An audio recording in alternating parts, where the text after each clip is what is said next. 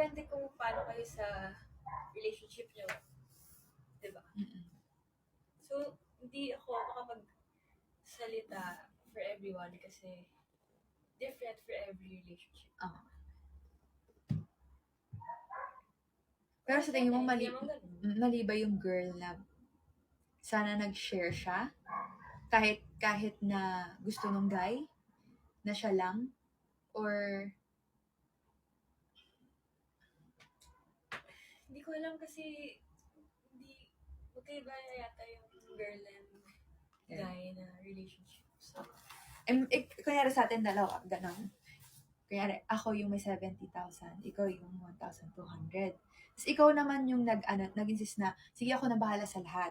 Tapos, ako, sige okay, ikaw bahala, ganyan. Tapos ako yung may 70,000, wala akong ginastos, magagalit ka sa akin. hindi. Kasi ako nga may gusto eh. Pero siguro minsan kasi may parang courtesy na mag-offer ka na. Ako naman, kung hindi pa niya tanggapin, edi okay. Okay. Okay. Ito lang. Sa atin naman, hindi naman siya naging Issue. problema. Totoo naman. Oo. Siguro mali din ng girl na, baka, parang doon sa video kasi parang medyo, Ano reaction ng girl? Parang nagulat din siya, na parang,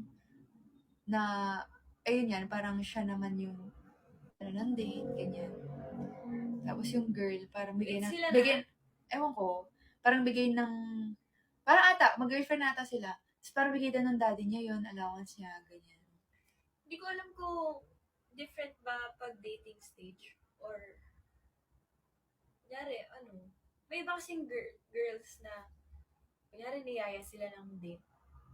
Wala silang gagastos. Hindi, tapos hindi lang libre yung nag-iya.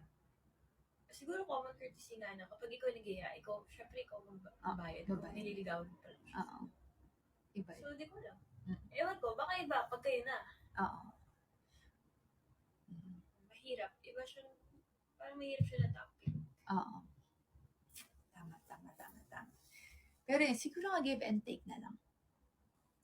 Siguro naman hindi ka naman papayag makipag-date kung hindi mo siya gusto. Or, at saka kung wala kang hindi ka interesado sa kanya. So, parang, kaya ka nakipag-date din. Siguro, ayun nga, mag-share na lang din kayo. Baka magalit ako kung kunyari, inaya ako makipag-date yung girl, tapos, gusto niya dalhin ko siya sa ganito.